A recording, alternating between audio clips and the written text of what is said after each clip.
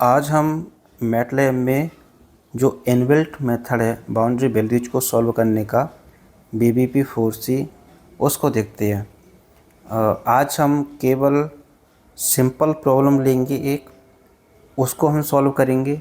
इससे हमें पता चलेगा कि BBP4C में कोडिंग कैसे करनी है, इक्वेशन को लिखना कैसे होता है, टाइप कैसे करना होता है, किस फॉर्मेट में हमको उनको चेंज करना होता है। वो चीज़ हमको इस एक एग्जांपल से समझ में आएगी।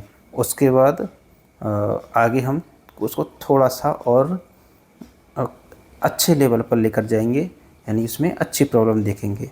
तो एक सिंपल प्रॉब्लम मैं ले लेता हूँ बाउंड्री वैल्यू की। प्रॉब्लम हम ले लेते हैं d2y/dx² प्लस y इक्वल 0। ये कोई प्रॉब्लम है और इसकी जो बाउंड्री कंडीशंस हैं वो हमको दी हुई हैं y at 0 equal 3 and y at π/2 equal 2।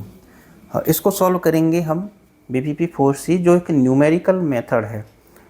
कई बार इसको बहुत अच्छा मेथड नहीं मानते हैं क्योंकि इसकी कन्वर्जेंस पर सवाल रहते हैं कभी कभी, लेकिन ज़्यादातर केसेज में ये एक अच्छा टूल होता है। बाउंड्री कंडीशन हमको दी हुई है तो हम सॉल्व करने के बाद उस रिजल्ट को कंपेयर भी करेंगे ताकि हमें पता चले कि जो सॉल्यूशन हमने किया है वो कहीं गलत तो नहीं है।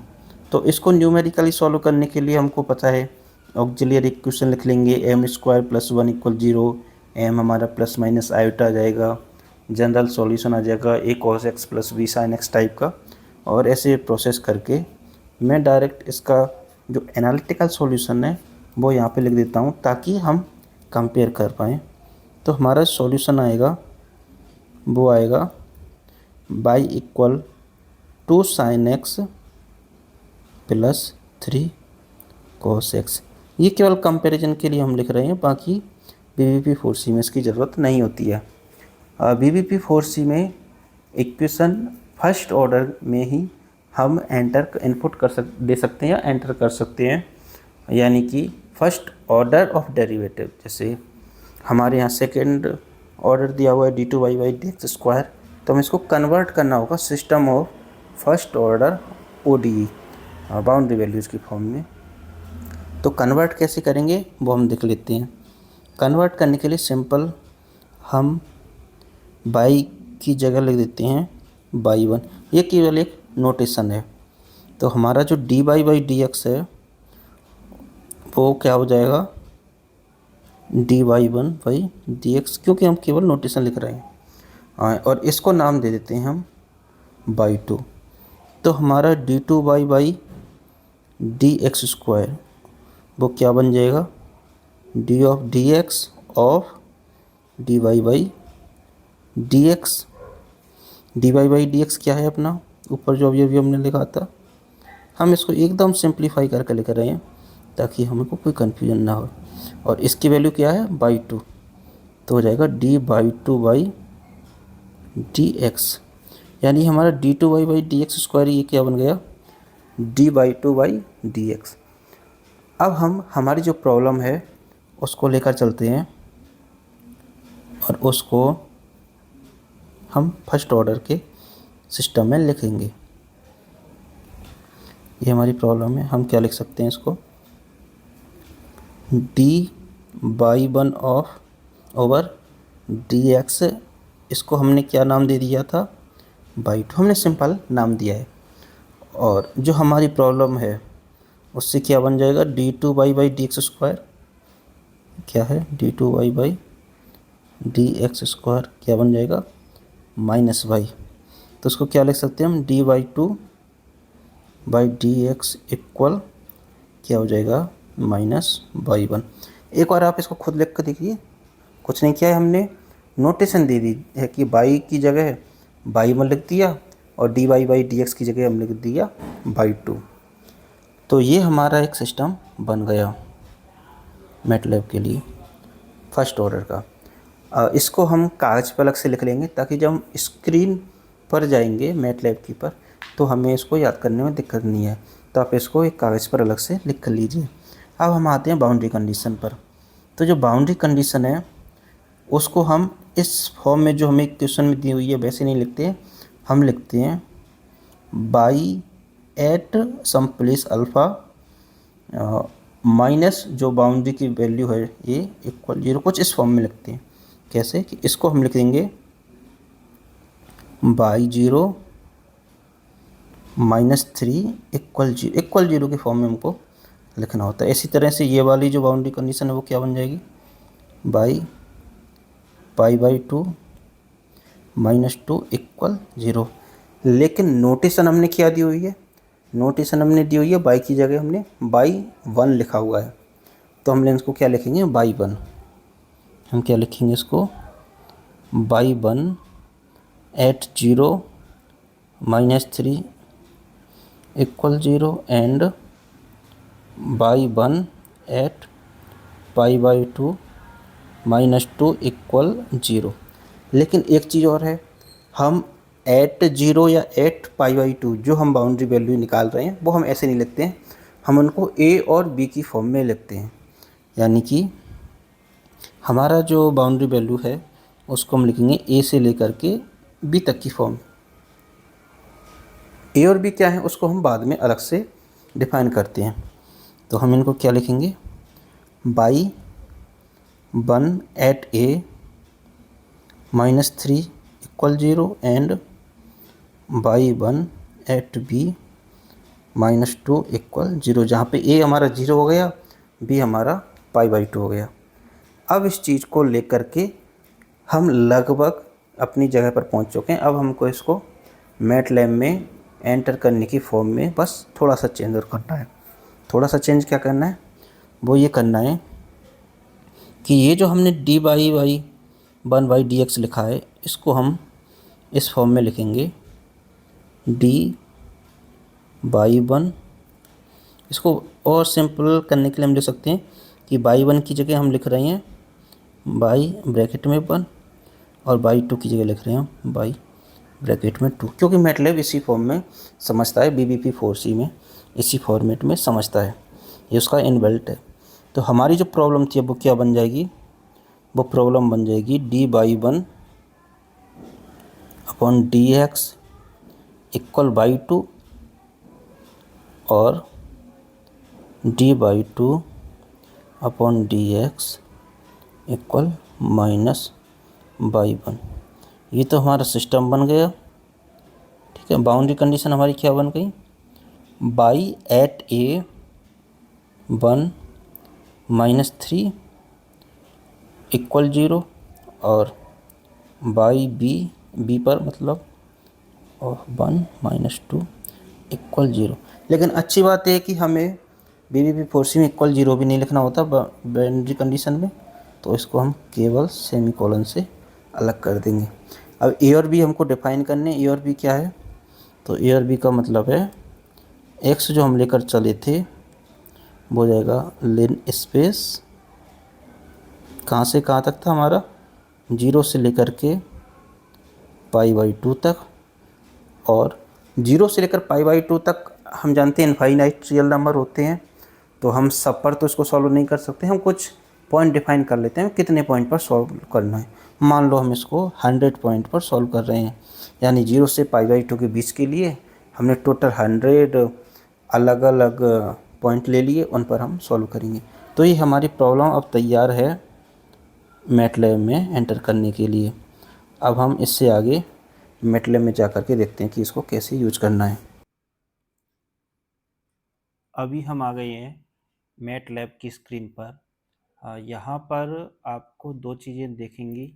ये तो है हमारा एडिटर जहाँ पे हम कोड एडिट करते हैं, कोड लिखते हैं। यहाँ पे है हमारी कमांड विंडो।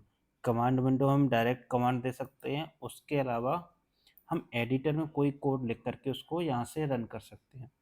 तो हम सबसे पहले जो ODE थी, जो सिस्टम था, वो हम डिफाइन कर लेते हैं। सिस्टम को हम नाम दे देते हैं ODE, स्मॉल में कर देता हूँ ODE।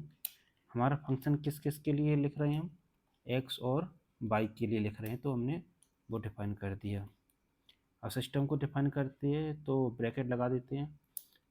फर्स्ट लाइन में हम लिखते हैं क्या था हमारा D by 1/dx equal by 2 था, तो हमें केवल और केवल राइट साइड बाई 2 लिखना होता है सेमीकोलन लाइन ख़त्म करने के लिए। उसके बाद दूसरी लाइन थी डी 2/(डी)x² की जो फॉर्म में थी वो थी, और d/2/dx इक्वल था -/1, तो हम लिख देते हैं यहाँ पे -/1, क्योंकि हमें केवल और केवल राइट साइड लिखनी है। और यहाँ पे हमारा जो सिस्टम है वो हो चुका है कि हमने सिस्टम को डिफाइन कर दिया है कि ये था। बाउंड्री कंडीशन डिफाइन कर देते हैं, शॉर्ट में लिख देते हैं BC, कुछ भी लिख सकते हैं हम, तो यहाँ पे BC किसके लिए है, बाउंड्री कंडीशन थी हमारी बाई ए से लेकर के और बाई बी तक के लिए। क्या थी हमारी बाउंड्री कंडीशन, उसको इस ब्रैकेट से रखते हैं जो हमने वहाँ लिखी थी, y at A of 1 -3 equal 0 था, सेमीकोलन से अलग करेंगे, बाई एट बी ऑफ 1 वो क्या था हमारा -2 इक्वल 0 ब्रैकेट, और हमने इसको सेमीकोलन से लाइन को एंड कर दिया। अब हमको बाउंड्री कंडीशन के लिए जो ए और बी था वो डिफाइन करना है, वो हमने क्या लिखा था, x इक्वल लेन स्पेस 0 से लेकर के π/2 तक। हमने कितने पॉइंट का सोचा था, हमने सोचा था 100 पॉइंट पर डिफाइन करेंगे। हम 1000 भी ले सकते हैं, हम 10 भी ले सकते हैं। जितने ज़्यादा पॉइंट लेंगे सिस्टम में जो कोड है वो उतना स्लो हो जाएगा रन करने में, लेकिन ग्राफ उतना बेटर मिलेगा, रिजल्ट उतने ही बेटर मिलेंगे। तो ये तो हो गई हमारी 3 चीज़। सॉल्यूशन को इनिशिएट करने के लिए हम कुछ सोल INIT सोल इनिट या कुछ भी आप बोल दो वो लिख देते हैं, और उसको हम लिख देते हैं बाउंड्री वैल्यू प्रॉब्लम के लिए BVP INIT। वो क्या है, इनिशियल करने के लिए। अब इस तरह से मान लो कि ये तो लाइन आपको याद करनी है, @x के लिए हम फंक्शन लिख रहे हैं, और हमको कुछ इनिशियल गैस देने होते हैं सॉल्यूशन के लिए। तो यहाँ पे हमारे पास ज़्यादा कुछ सोचने की ज़रूरत नहीं है, हम 3,2 दे देते हैं जो हमारी बाउंड्रीज पर वैल्यूज़ थी जो हमको प्रॉब्लम में दी हुई है, और लाइन ख़त्म करने के लिए सेमीकोलन। इनिशियल गैस कैसे देते हैं, कैसे रखते हैं, वो हम बाद में देख सकते हैं, लेकिन boundary value problem 4C BBP 4C के लिए ज़्यादा दिक्कत वाली बात नहीं है, अब बाउंड्री वैल्यू के अकॉर्डिंग रख दीजिए। अब जो हमारी लाइन है वो है सॉल्यूशन निकालने के लिए, उसको लिखते हैं हम सॉल्व, और लिखते हैं BBP 4C। ये हमारा BBP 4C का मतलब है कि ये हमें BBP 4C से सॉल्व करेगा। किसको सॉल्व करेगा, एक तो ODE को सॉल्व करेगा, किसके लिए सॉल्व करेगा, उन बाउंड्री कंडीशन के लिए। और कहाँ से सॉल्यूशन स्टार्ट करना है, सॉल्व INIT से, ब्रैकेट क्लोज सेमीकोलन। अब ये तो हमारा हो गया BBP 4C का जो कोड था वो, कि इसको हमारा सॉल्व करेगा।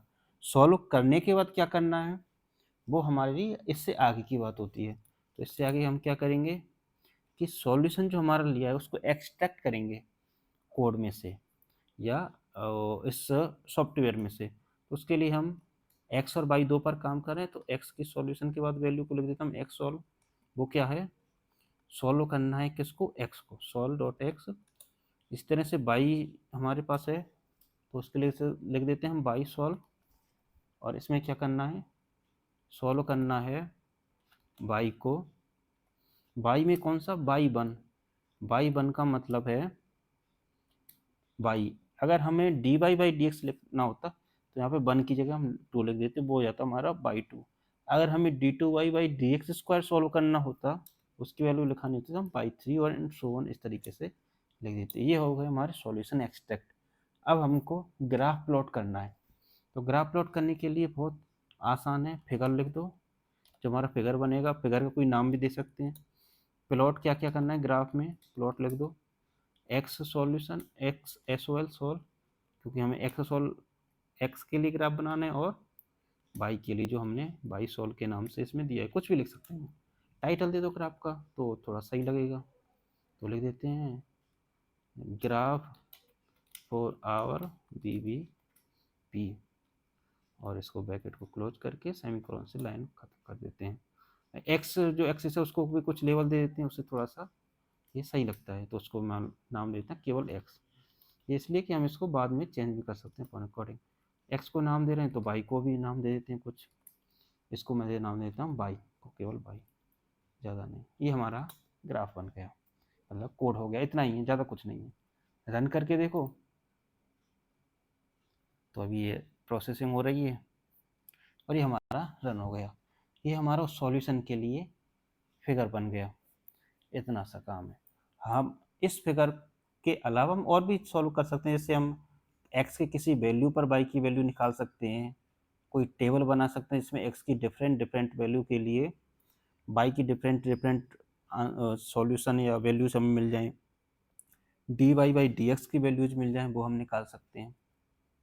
इसको हम कंपेयर करें, जो हमारा फिगर बने यहाँ पे नाम है, मैंने जो एनालिटिकल सॉल्यूशन था y equal to sine X plus 3 cos x, उसके लिए ग्राफ के लिए सिंपल सा कोड मैंने यहाँ पे लिखा हुआ है। तो इसको भी रन कर देता हूँ मैं, ये भी मैंने यहाँ पे रन कर दिया फिगर 2। अब हम फिगर 1 और फिगर 2 को अगर कंपेयर करें तो देखो लेफ्ट साइड में फिगर 1 जो हमारा BBP4C से आया है, राइट साइड में फिगर 2 जो हमारा BBP4C से आया है। इसमें देखो ये लाइन लाइन सी आई हैं, ये ग्रिड होती हैं, तो फिगर 1 में हम ग्रिड भी ऑन कर देते हैं, उससे थोड़ा सा अच्छा सा लगता है। ये इसमें क्या लिखना है हमको, ग्रिड ऑन, इतना सा। दोबारा रन कर देते हैं, इससे क्या दोनों ग्राफ एक जैसे हो जाएंगे तो देखने में थोड़े अच्छे लगेंगे। तो मैं दोनों ग्राफ को इधर ले आता हूँ, और देखो एक जैसे, लगभग एक जैसे ग्राफ बन रहे हैं, और बनेंगे भी क्योंकि हमारा जो सॉल्यूशन है वो काफ़ी एक्यूरेट है। आप इसमें किसी पॉइंट पर क्लिक करोगे तो उस पर वैल्यू आ जाएगी, जैसे एक्स की वैल्यू का 0.25 है तो वाई की वैल्यू 3.40 ऐसी कुछ है। ऐसे ही मैं यहाँ पे क्लिक करके देखूँ तो देखो इसमें भी मैं क्लिक करूँ ग्राफ 2 में तो वो भी लगभग सेम वैल्यूज हमको मिल रही। ऐसे मैं यहाँ पे किसी भी जगह पर क्लिक करूँ फिगर 2 में, मान लो मैं यहाँ पे क्लिक करता हूँ, एक्स की वैल्यू 1.39 पे, वाई की वैल्यू 2.49, तो ऐसे ही यहाँ पे देख लो, एक्स की वैल्यू 1.39 पे, वाई की वैल्यू 2.49 ऐसे कुछ आ रही है। तो ये हमें बताता है कि हमारा जो आंसर है या सॉल्यूशन है BBP4C से वो काफ़ी सही आया हुआ है। तो ये हमारा सिंपल प्रॉब्लम है BBP4C का। हम और भी कॉम्प्लिकेटेड प्रॉब्लम इसमें कर सकते हैं, उसमें हम टेबल भी बना सकते हैं और भी बहुत सारे काम कर सकते हैं। तो आप एक बार ये जो प्रॉब्लम है इसको कैसे सिस्टम में लिखना है